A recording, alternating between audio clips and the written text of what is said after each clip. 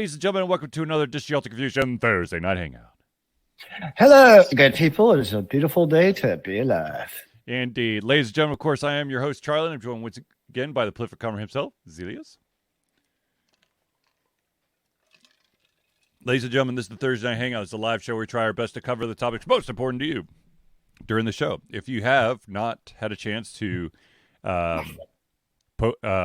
post your question, your comment, your concern, topic, all you got to do is just drop it in the chat, be it on Facebook, Twitch, or YouTube, and we'll try to add it to the show. If we do unfortunately run out of time, we'll add it to the very next show.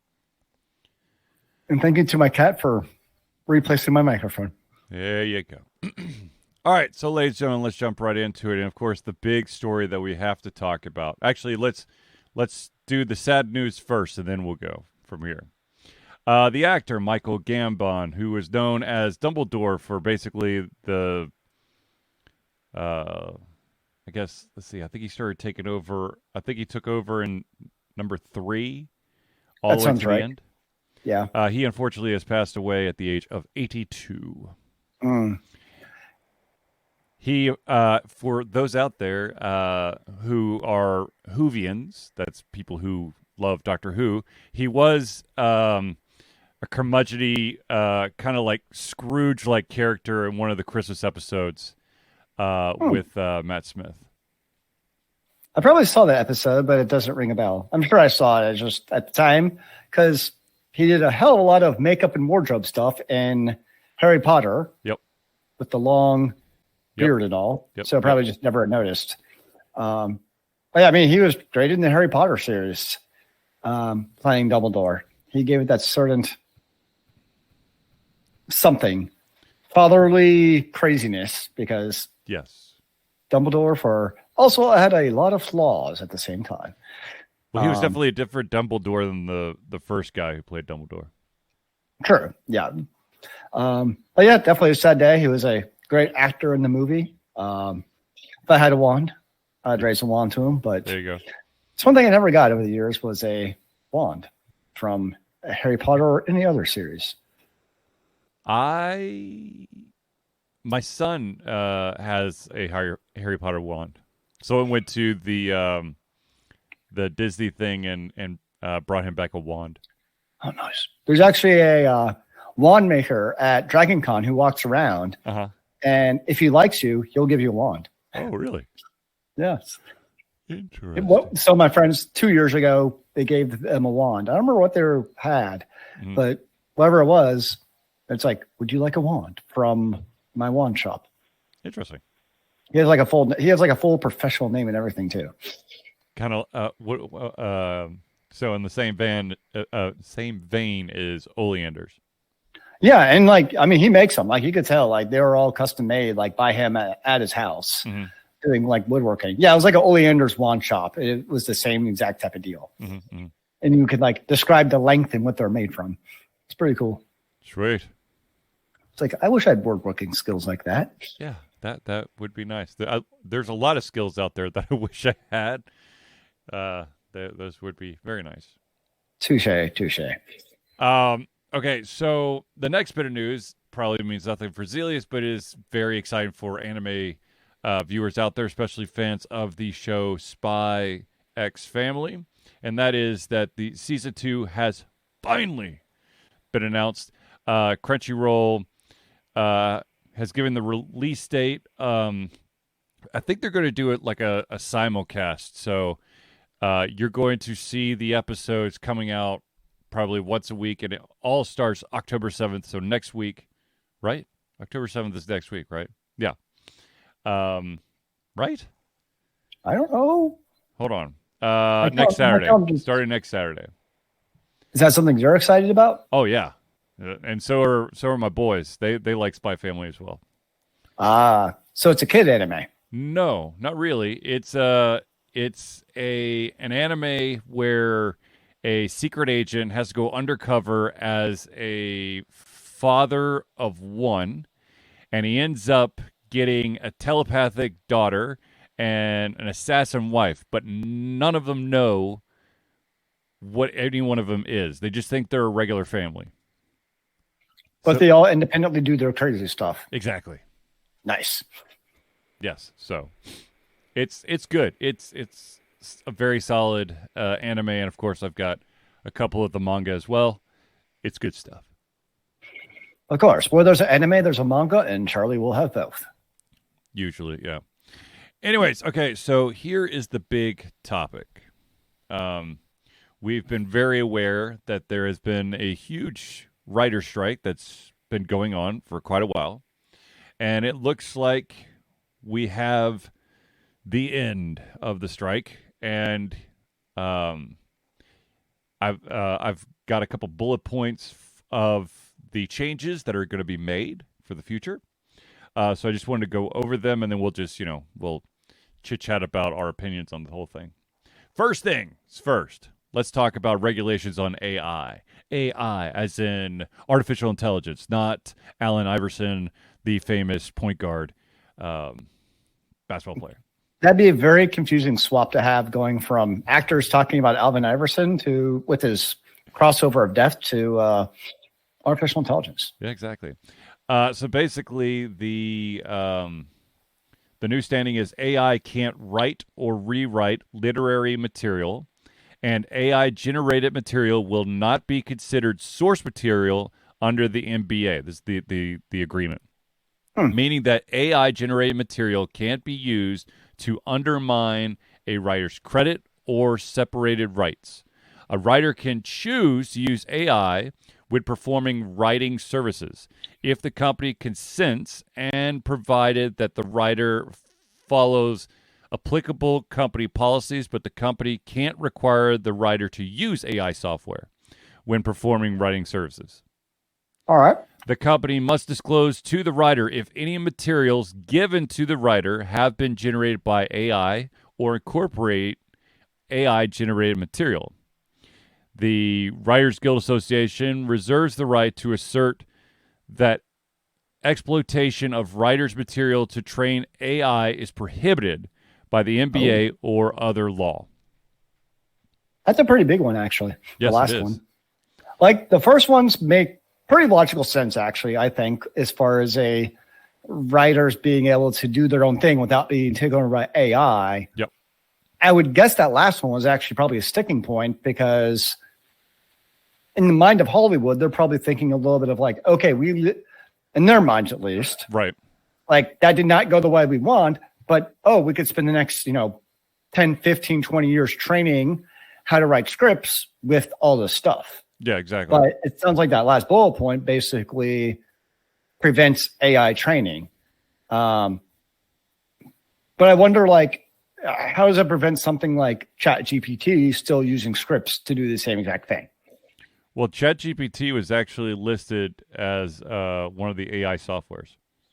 I'm saying, like, if you're ChatGPT, you're not bound by this. So if you're Right. Hollywood, 20 years from now, you could be like, oh, screw it, I can just use ChatGPT to write scripts. I mean, basically, Hollywood, I guess, just can't do it themselves, but somebody else is still going to. Right. It's like, it's still going to use scripts for training. Right. Okay. I don't know. Okay, the next part deals with streaming services, transparency, and residuals. The lack of transparency makes it hard for writers and producers to judge the success of their own shows. Wait. Lack of transparency in Hollywood? Yeah, Are you sure we're talking about the same thing here? Oh, Lord. And reduces the leverage writers have to demand fair compensation. While the new rules don't require streamers like Netflix to disclose numbers to the public, they will provide the total number of hours streamed domestically and internationally for self-produced high-budget streaming programs. This is according to the Writers Guild Association summary. With that transparency comes viewership-based residuals. Projects written under the new MBA on the largest streaming services would receive a bonus of $9,031 for a half-hour episode, $16,415 for a 1 hour episode, or $40,500 for a streaming feature over $30 million in budget. The new residual structure will kick in for projects released on or after January 1st, 2024. Wait, but you get those residuals based on what exactly? I'm confused. Um, Like you mentioned about like the length of it, but is that like per a number of views or something? it's viewership based residuals. So I'm assuming that there's some sort of metric for number of viewers. Like a threshold. Like yeah. I know what it is, but it's like 100,000 viewers. You get whatever that number was. Right. Yeah, because that was a huge issue with like sitcom TV shows or just any cable TV show. I mean, like Friends and MASH and all those, that's where they made all the money. It was not the first run. It was the reruns and syndication. Right. And they made tons of money, but there was nothing in the contract about streaming. So when those all went to streaming, they made nothing off of those. Yep. So no, that was a huge sticking point. So to have something in there for residuals, better than nothing. Yep. The next one has to deal with writers' room minimums. As time has gone by, writer rooms are getting smaller. Writers, basically, the shows are transitioning to mini rooms, which are basically scaled down writer rooms. Whereas a traditional writer's room would have around 8 writers, a mini room has 2 or 3 that assist a showrunner in writing scripts at a lower rate. This keeps costs down, but it is a major disadvantage for the writers. Fewer games, fewer jobs, and worse pay. The new NBA requires writers' room minimums and minimum contract lengths. Okay? So, the breakdowns differ between development rooms and post-greenlight rooms. Development rooms are where writers develop shows before they head into the next phase, which, of course, is the post-greenlight room, which are for the shows that have been approved for production.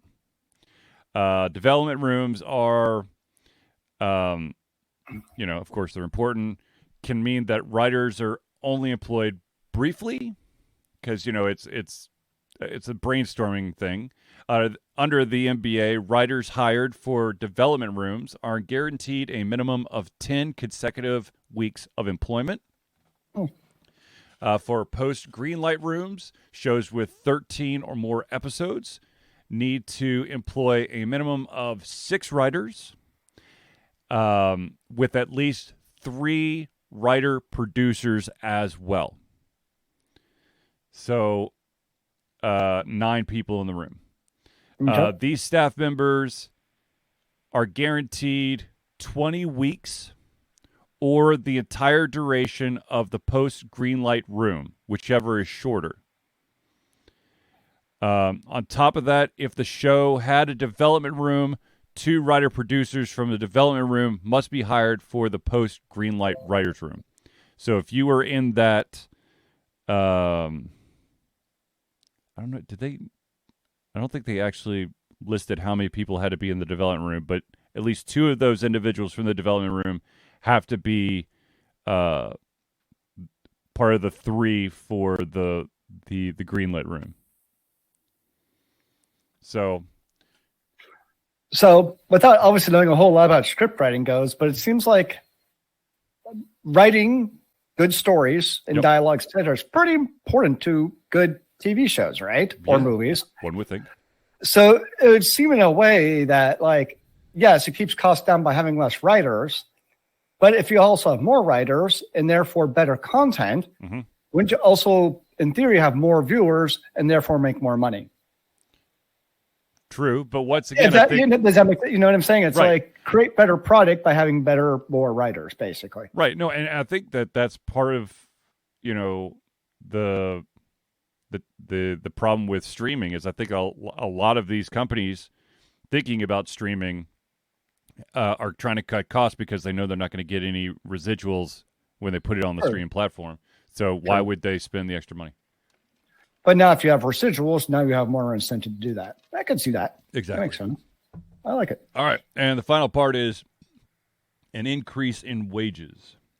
The Writers Guild Association, and I can't remember what AMPTP.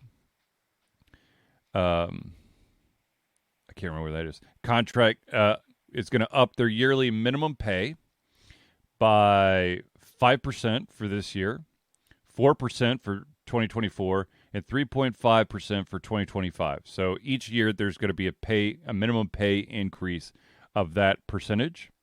Right on. Rates differ based on roles, which are outlined in the NBA.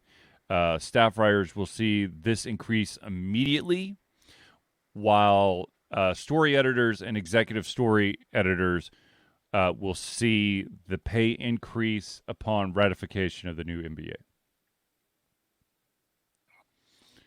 So, sounds good. I mean, I'm happy that the writers are getting some love, and in this crazy ass world we live in, to me the thing that's really nice is the guaranteed employment for a certain amount of consecutive weeks. There's so many companies out there, even all over the place, that will basically utilize they'll hire someone on, and that person could be with the company for years, or they could be there for like 2 months, and then they're gone, and it's not known how long you have the job, which kind of sucks. Yeah, I mean, it doesn't sound like anything too crazy on either side of the argument. Right. I think the biggest one was AI, and it seems like the writers kind of got, I'm guessing, most of what they wanted on that end. Yeah. But overall, I would think it would create a more stable work environment for better employees, to create better products in the end, I would assume.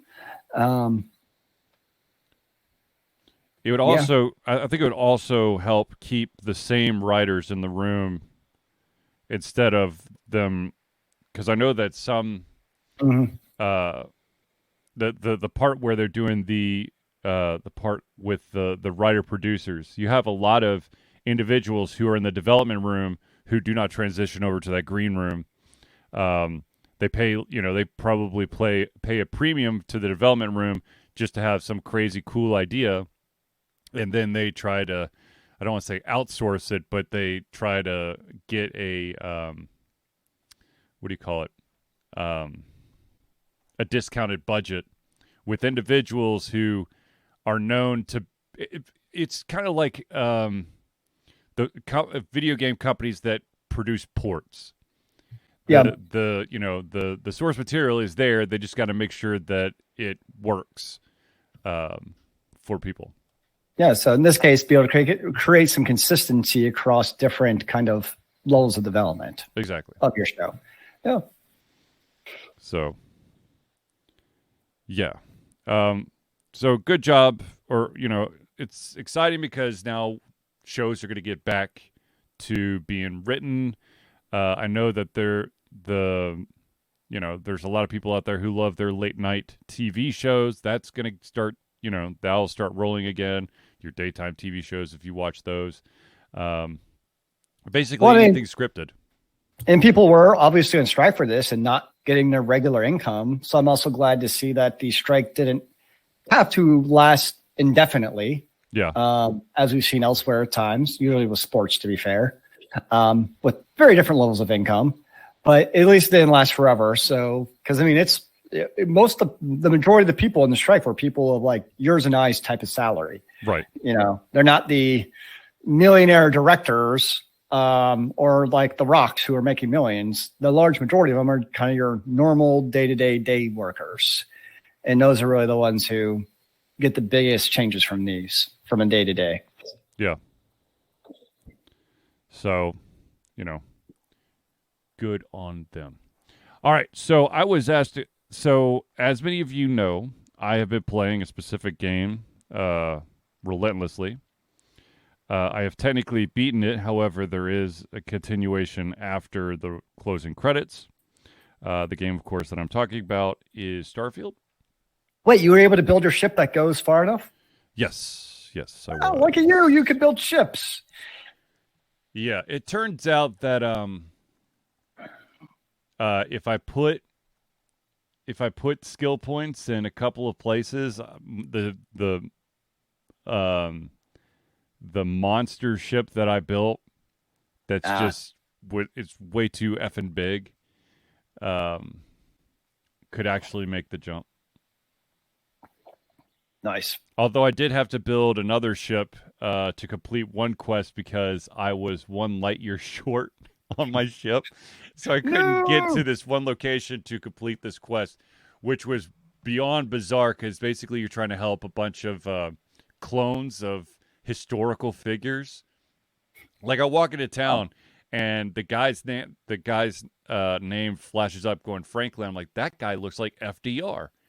And sure enough, he's like, hello, I'm Franklin Delano Roosevelt. I'm like, what the Then there's Amelia Earhart. There's Genghis Khan. Sounds like you're in a Doctor Who episode, like I'm traveling to meet all these different famous people. Ada Lovelace. But there is a big-ass bug in that quest. And that is, no matter what you do, once you get to a certain part in that quest, every time you enter that town, everyone turns hostile.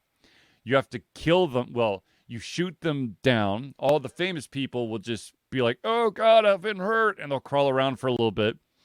And then after like a minute or two, they'll pop back up and then they're normal again. Like nothing happened. I'm like, what the is this? But yes, I did defeat, or I guess I got an ending for Starfield, and you could continue if you so desire. And basically, of course, it's a game they want you to play forever and ever and ever. You're basically playing in an alternate universe with some added bonuses. But I lost all my ships, of course, because now I'm in an alternate universe, so I don't have those ships. So I can redo all the quests again if I really wanted to. Oh, so that's their version of Endgame Plus? Yeah. Okay, so the reason why I bring up Starfield, and one of the selling points of Starfield, of course, is that it's an open world RPG. Sure. So for clarification, I want to know, what is Zealeus's definition of open world? Definition of open world? Yeah. If I say that this is an open world game, what does that mean? Usually it means, I mean, obviously there's going to be degrees of open worldness. Right. I think we can establish that, but yeah.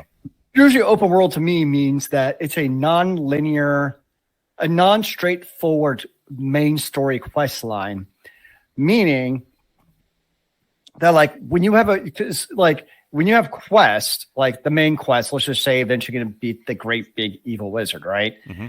If it's open world, you go from usually you go from not just city to city, mm-hmm. but it's also going to be open world in terms of having a large open map. Mm-hmm. So you see a map and there's lots of big open things to do, like kind of in that map, and also lots of story quest to do. Mm-hmm. The other thing that open world games started to do also, I think it was Assassin's Creed that really brought this in, was all of the side quest in terms of things to find. Mm-hmm. Go find 10 random artifacts. Go find 8 vistas. Go find 14 Arkhams of history. All these little doodads to go find. Right. Which for the most part, I find dumb because they're literally just stupid extra things to artificially inflate the gameplay length of a game is literally all they're for. So those I hate. But I think it's very wide open as far as how you get from point A to point Z, versus the opposite would be normally a game on rails, where you might still have some side quests. That's not normal to have side quests. But when you go from zone A to B, you get to zone B, all of your side quests are right there in zone B. Mm-hmm. It's not like you go from zone A to zone B. Oh, there's also zone Z, D, E, F, G right outside if you're free to go explore at the same time. Mm-hmm. They're all pretty condensed as far as a space splash map goes. Mm-hmm. So I think that's the big difference. And usually I also find a lot more of the on rails games, if you're when you go to zone B and you have to do quest X and you pick up 4 other quests, like you can almost do all the quests at the same time. Mm-hmm. Like they're all very close together. Like it might be your main story quest is go kill 10 orcs, and your side quest is go pick up 8 pickaxes. Oh, guess what? These orcs happen to be carrying those 8 pickaxes you have to pick up. Right. How convenient is that? Right. So I'd say that's probably the 2 big things. One's really the quest, like how many are there, and are they like spread out in multiple zones, which correlates into how big is your map. And is it like, are they all spread out across like disparate parts of the map? Or are they kind of like centered onto like very concentric zones? Mm-hmm. So my definition of open world is basically it's on the same line as what Zealeus said. It's an open world game to me is you can travel basically anywhere you want to. Now, of course, if with every single game, there are certain areas that you probably want to be more experienced before you go there because there's stronger monsters. Usually, you could do like concentric circles, and the further you get away from your starting point, the harder things get. There's tons of side quests that you could do in any order, and they could be over 500 light years to the left, and then the next one could be like right next door to where the quest giver is, and the next one could be across the entire universe, that type of thing. So it could you ping pong all over there. There's a lot of open world games. I've noticed that there are groups that you can join. In Starfield, you have the UC fleet, you have the Rangers, you have the pirates, you have Ryujin Industry, which basically all those quests are corporate espionage. It's so like in like a game like any of the Elder Scrolls, you've got the Thieves Guild and the Fighters Guild and the Mages Guild to give you all those quests. And in Starfield, you don't really have a person to go to talk to get your quest. They're basically these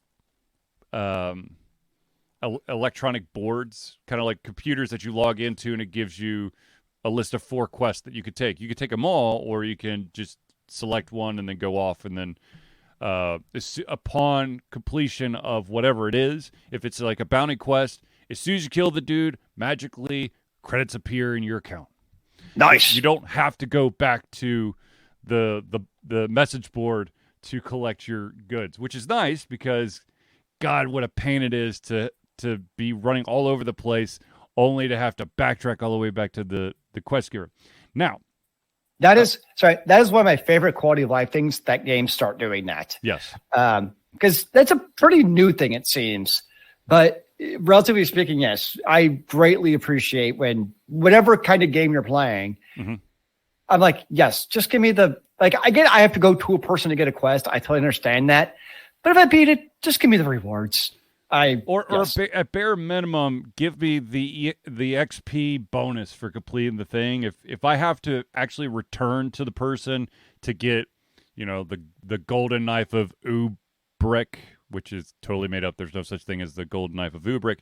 But if there is, I said it first. People have to pay me royalty. But so Starfield is marketed as an open world game. So and here is my issue. It sort of is, but sort of isn't. And what I want to say by that is the fact that yes, there are a shit ton of planets, and you can as long as the planet has solid ground, you can't land on a gas planet. But as long as the planet has solid ground, you can land. And to me, I guess in an open world, I feel like how do I describe this? Every place is already there. Okay? So there's a huge ass map that's been pre-populated with caves and runes and towns, magic fairy ponds or whatever. But in Starfield, it is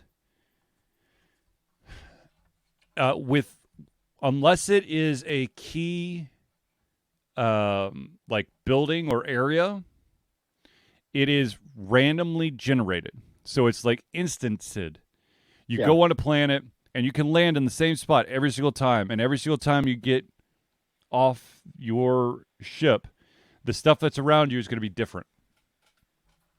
And as a result, and this is my biggest gripe about Starfield, is that instead of having, I wish that the developers had basically, or level designers had maybe 2 or 3 variations for each type of building, instead of abandoned mining outpost, and every abandoned mining outpost in 100 different galaxies, where maybe 300 planets are out there. Every single freaking abandoned mining outpost is the same.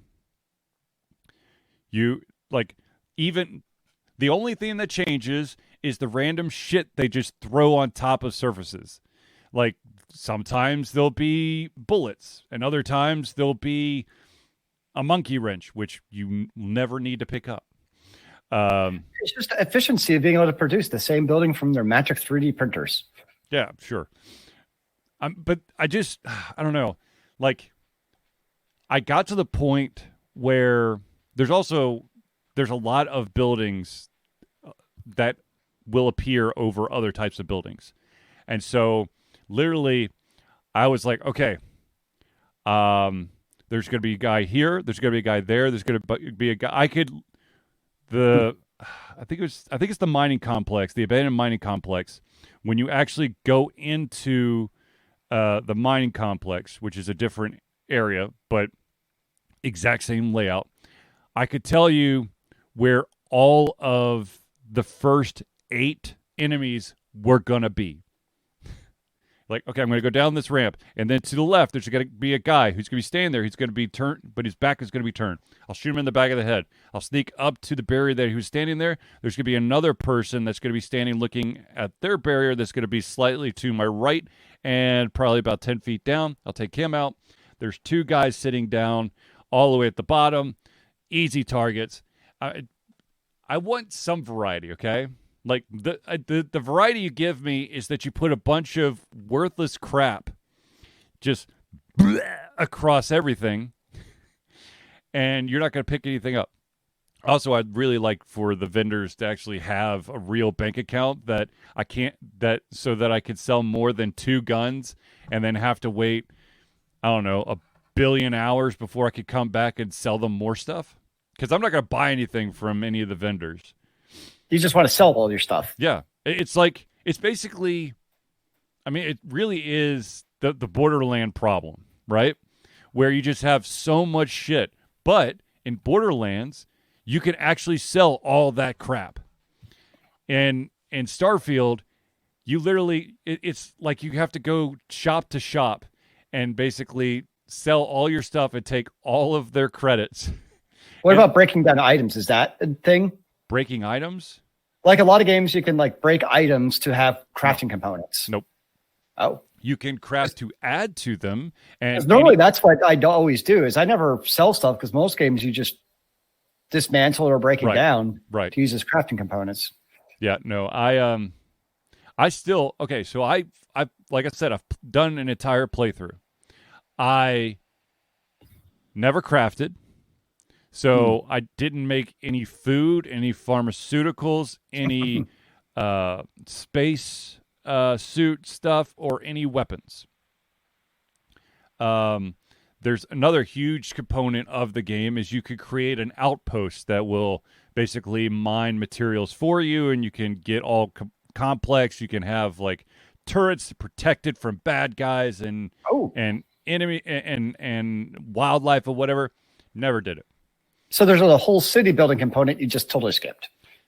Well, one, you have to put skill points into that, and I'd rather have skill points into, I don't know, making my guns work better, allowing for my starship to be better, uh, being able to persuade people. Basically, all my skill points went into persuasion, health, the ability to carry more crap on my back, handguns, rifles, marksmanship, and then basically extra cargo space for your ship, the ability to add better modifications to your ship, the ability to go further with your ship, the ability to have to be able to target a ship, which basically slows everything down for a certain amount of time, so you can basically just focus on trying to blow the crap out of your enemy. Oh, and I also had to put points into stealth. But one of the things that Zealeus was talking about with Assassin's Creed, where you get you basically get these tchotchke quests where it's like go to these 10 different highest points in the city, or go collect the pigeon feathers or whatever. In Starfield, the way they kind of approach that is, in order to upgrade one of your skills, you have to do XYZ. So for the ship component thing, you had to build or change things out on a ship. I think the last one was you had to make 30 modifications to a ship, which basically took my entire bank account because I built it from the ground up. Because that's the easiest way to fix that one is just build a ship, and you can, and then for stealth, I think you have to do basically stealth kills. To gain the ability to carry more stuff, you got to sprint a certain distance with 75% or more of your max amount that you can carry. For health, you have to basically survive so many points of damage. So it doesn't, like I said in a previous episode, it doesn't allow you to just kind of stockpile your points and then throw them all into something when you feel like, ooh, this is what I need to do. But yeah, I don't even know how you would get. I think I ended the game at level 47, 48, something like that. I don't know how you could get much higher than that, because literally I went through all of the quests that you could do, and there are areas that in the game that are level 70 areas. Now, my weapons were so awesome that I could go into those level 70 areas, and I also had enough healing items because I was stockpiling them because there's so much crap in every single place. Literally, I would take down an enemy and then have to heal, but I had 90 health packs. But you could still take down the big level 70s. Yeah, as long as I was careful about it. There was one situation where I saw an enemy that was, I think it was at the time, was 20 levels higher than me, and I thought I was doing all right, and then it bum rushed me, and when it hit me, it took all my HP and threw my character across the screen. I'm like, oh, okay. And then I died. And so the next time I went there, I literally just put down a bunch of mines and threw grenades at them and just kind of whittled them down until, and also I kept running through a small door so they couldn't get through. That's not fair. Hey, I was tactical advantage, okay? You're playing like a heel. Whatever, man. Okay. Little sissy runner, man. Be a man and just face him man to man. Dude, I can't tell you how many times because I knew the placement of all those guys, literally when I got really frustrated, I just run through, just have my handgun, shoot him in the face, keep going, shoot him in the face. and just mow people down. Nice. Also, one awesome thing about Starfield is that ammo does not weigh a thing. Oh, that is nice. So by the end of the game, I had like certain types of ammo. I had 8,000 rounds or more. Like I would ever be able to use that many. Because literally, like when people died, I would just take the ammo and their health item if they had one, and I'd leave everything else because it's just worthless. Just fire nonstop, just for fun. Just be kamikaze. Exactly. So for those who are wondering what my total hours were for Starfield, 110. 120. That was my second guess. Well, I guess you got your game's worth out of it. Jeez. That's by far. So, are you going to play the new game plus now? I have played a little bit of it, but at the same time, I'm like, do I really want to rinse and repeat? But it's with a plus experience. It really isn't. I mean,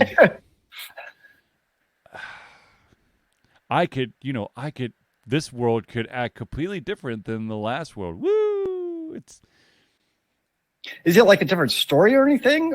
I mean, it could potentially be, but I was like, you know what I mean? Like some games, the new game plus is actually adding on to the story, like from a different perspective on purpose or anything, or is there any of that, or is it just go play ahead? The only difference that I've seen is the artifacts. There are these items called artifacts that are hidden throughout the entire universe, and when you collect all of them, that's how you basically transition into the new world if you really want to.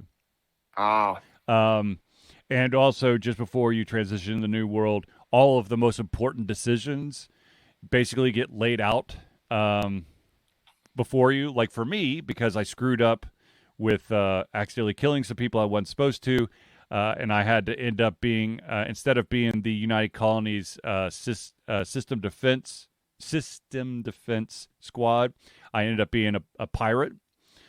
So, like, there was like a still of the fact that the pirates made the galaxy much more dangerous as a result.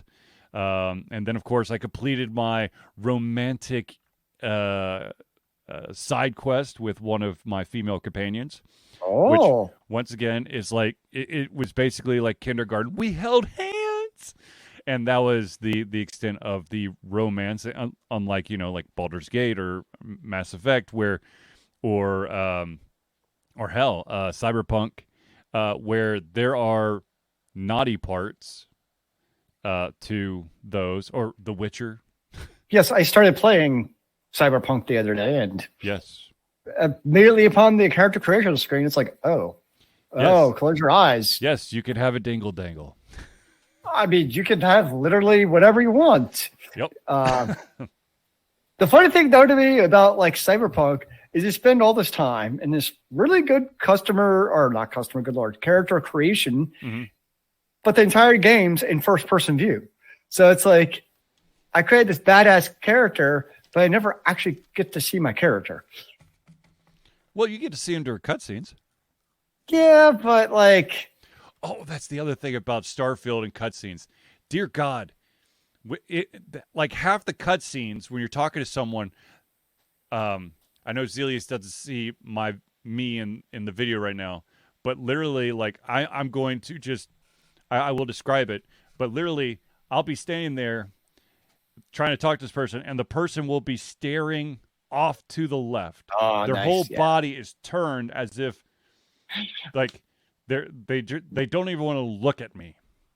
Yep. It drives me nuts. And my favorite part, though, is when you have a companion that adds to the conversation, but you ran too fast. So the companion, like the camera cuts the companion so they can add dialogue, but the room that they're in is completely different in the room you're having the conversation in. Because I can't tell you how many times where I like sprinted somewhere to talk to someone and the person's like, I don't know, in a back room of a building, and my companion's still out in the street. and they'll be like, "Yes, I'm over that's here. right. I'm over here. This is what we have to do." I'm like, they can't hear you. But anyways.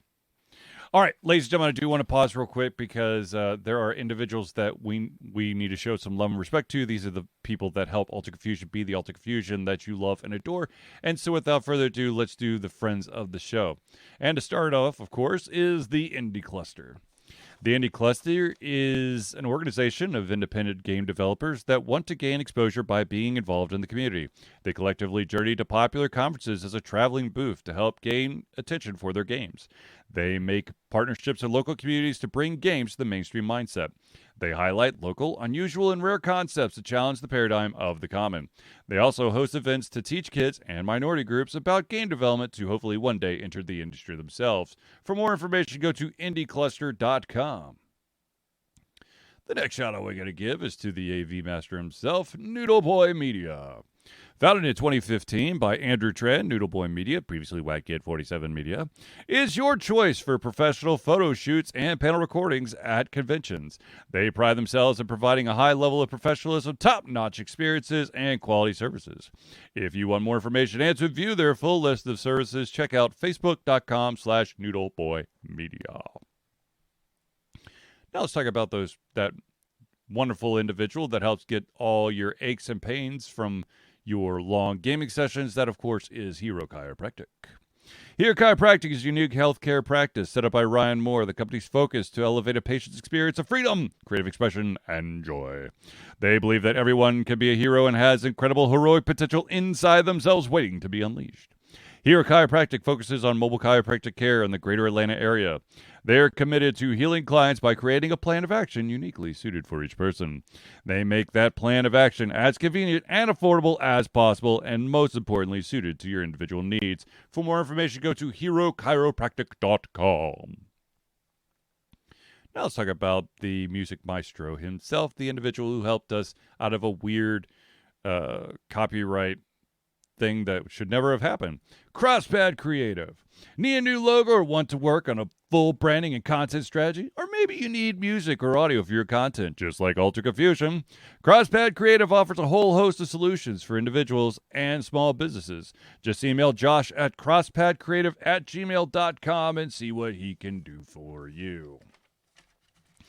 The final shout out we got to give is to the original patron himself. The maestro, the crazy guy. That, of course, is Agile Axiom. By day, Ax leads both the development team and system administration team working with satellites at NASA's Goddard campus, which, ironically or awesomely enough, some of those satellite photos that NASA's Goddard campus produces were actually source material for Starfield. There you go. But while not in meetings and many times during, he is the Agile evangelist, Agile Axe, championing the philosophy of Agile and trying to make the world a better place for software developers, testers, system admins, and software projects the world over. Decades of experience in software development and leading Agile teams are brought to bear against evil processes, inefficient work, and bad habits. For more information, go to agileaxiom.com. Now, ladies and gentlemen, I know that you are all just dying to know, how do I become a friend of the show? And that, of course, is quite simple, and I'm going to tell you right now. And that is, ladies and gentlemen, Ultra Confusion survives on the love of support of fans like you. And so we have a Patreon page. Patreon lets you, the fans, lovers, haters, demigods, interdimensional beings, gods, demons, aliens, vampires, werewolves, swamp beings, supporters, and more to become active participants in the work we love through a monthly membership. This gives you access to exclusive content, community, and insight into our creative process. In exchange, we gain a bit more freedom to do our best work and the stability we need to build an even stronger creative career. Currently, we have two different tiers. We've got the $1 tier, that's $1 a month or $12 a year. And what you get at that one is early access to all of our playthroughs, as well as the ability to participate in patron-only posts.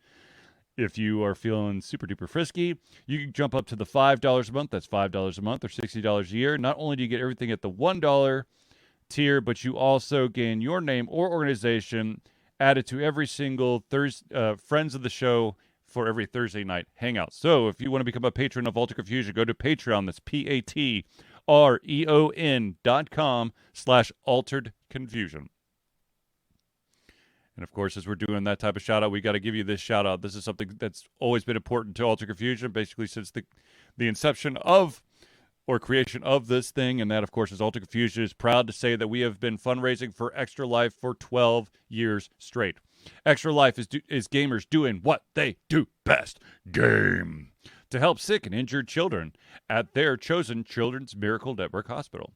The money that we raise through Extra Life will go directly to Children's Healthcare of Atlanta as unrestricted funds. This means that the hospital decides where and how to spend the money to ensure the dollars we raise make the biggest impact in the lives of the kids they treat.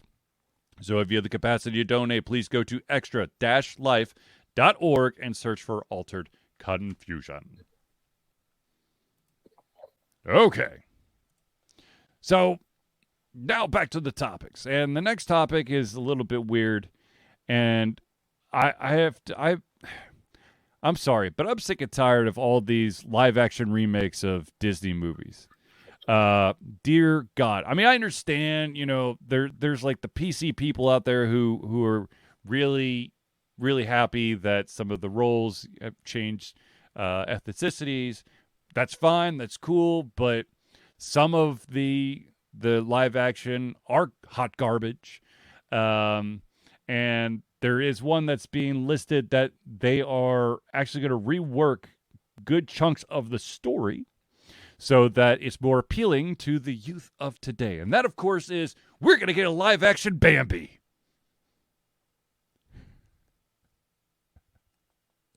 Zealeus is speechless.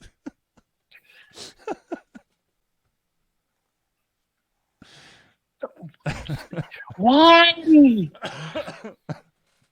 I don't know.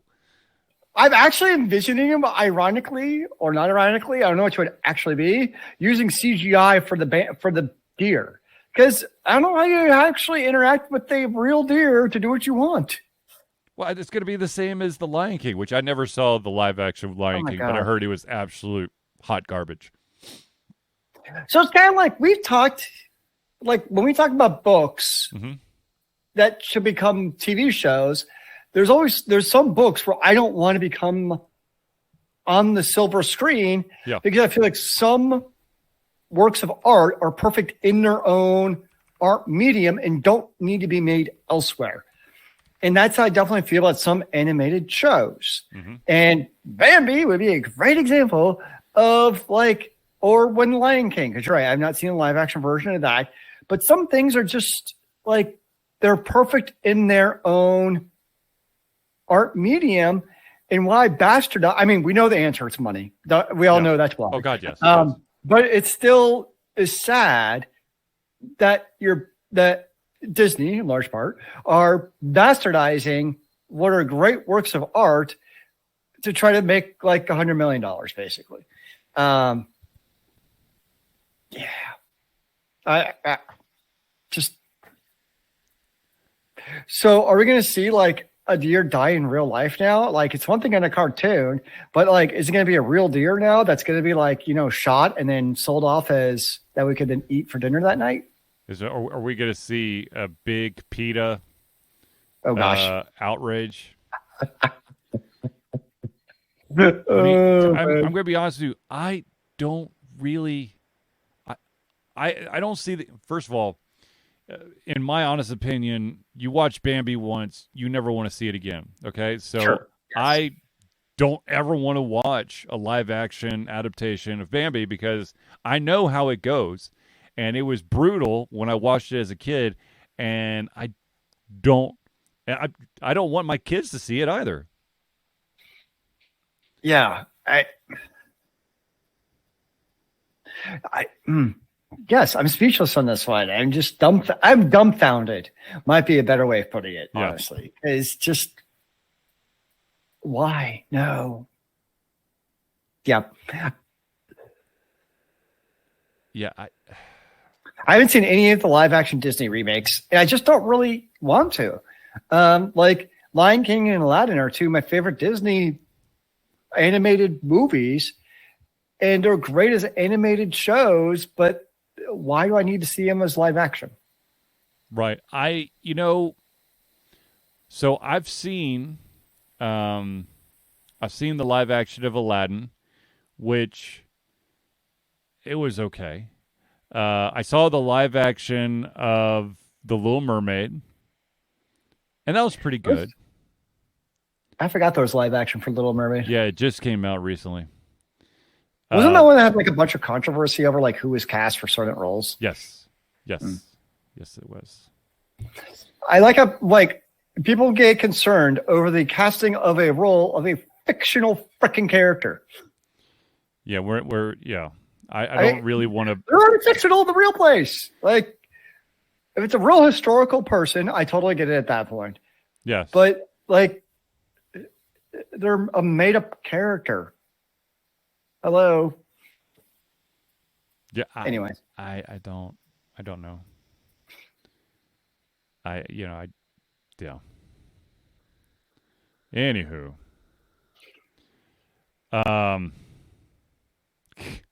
So stupid. I'm sorry. I'm still stuck on it. Well, if you're interested in finding a kind of, I guess, time-sucking game for you to play on your mobile device, if you remember that Fallout game, Fallout Shelter, that you could play on your phone, there is basically the Fallout Shelter equivalent for Elder Scrolls.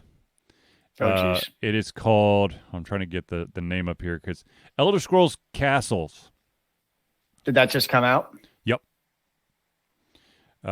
You could get it on. You can, let's see here. It's available now for Android devices through the Google Play Store.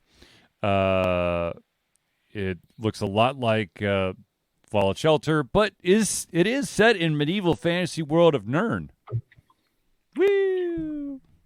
Hooray! Well, the big one that also came out that I haven't had a chance to play since I was sick all week is Dragon Air Silent Gods, which is apparently like an open world RPG for your phone. I don't know if I could. It's also a gacha at the same time. It's like an open world gacha game somehow. I don't know how that works. So I downloaded it. But yeah, I basically was in class all week and then I went straight to sleep after that. Which also meant I didn't get to play any Cyberpunk, which I gave into because it was on sale. So the Cyberpunk I was excited because in the hour I played, I was like, this is really cool.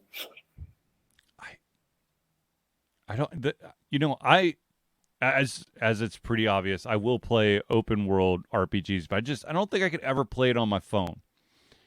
I think I would just literally burn. My phone would literally just catch on fire at some point. That's why I'm just curious to see what does this look like on the phone. I'm more curious than anything else. So I am going to try it at some point. But I don't know when, because it's not going to be anytime soon. Yeah. Due to trips, which I think you're also doing. Yes. I do want to give a heads up to everyone that there will not be a Thursday Hangout next week, simply because I will be out of the country. And then the following week, I take Charlie's place of being away from the house. I will attempt to try to find a Zealeus replacement. Bold words, sir. Bold words. I've attempted to do that several times, and unfortunately, it's fallen through almost every single time. But at bare minimum, if I can't find a replacement for Zealeus 2 weeks from tonight, I will, of course, stream for a little bit so that there will be some kind of content on the. I mean, you always have a dog. Yeah, I don't think anyone wants to listen to Arlo grunt and groan and possibly nip at me because I'm having to hold him on camera. No, thank you. I'm not seeing a problem here. It could be Charlie and the dog. It's like a live action version of Charlie's life. Nah, I'd rather not. No. Yeah. No. Okay. No. No, thank you. Anyways, so